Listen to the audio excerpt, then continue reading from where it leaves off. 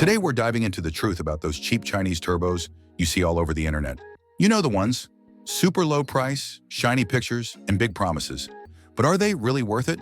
Or are they just an engine-destroying, wallet-burning trap?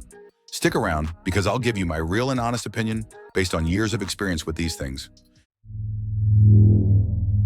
I've personally gone through 3 different K04 Chinese turbos. And let me tell you, not one of them survived. Some failed in small ways like weird noises or broken seals, but others went full-on catastrophic.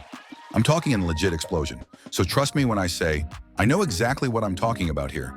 I didn't just read reviews online, I lived through the pain of running these things on my own car. Now here's the thing. On paper, they look tempting. You see the price tag, you compare it to a proper Garrett, BorgWarner, or even a decent used OEM turbo, and you think, why not save a few $100? But the truth is, these cheap turbos are made with low-quality materials, sometimes poor balancing, and bad tolerances. That means the bearings wear out way too fast, the shaft gets sloppy, and once that happens, boom, your engine could be next on the list. And here's the kicker. You think you're saving money. But after replacing blown turbos, cleaning up oil leaks, fixing damaged engines, and losing all that time, you'll actually spend way more than if you just bought a proper turbo in the first place.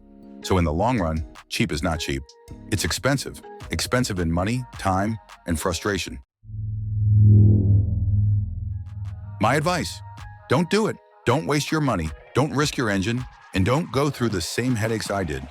Invest in a real turbo, something that's been tested, proven, and actually built to handle boost. If you're even thinking about grabbing one of these cheap turbos, do not. If you found this helpful, make sure to hit that like button.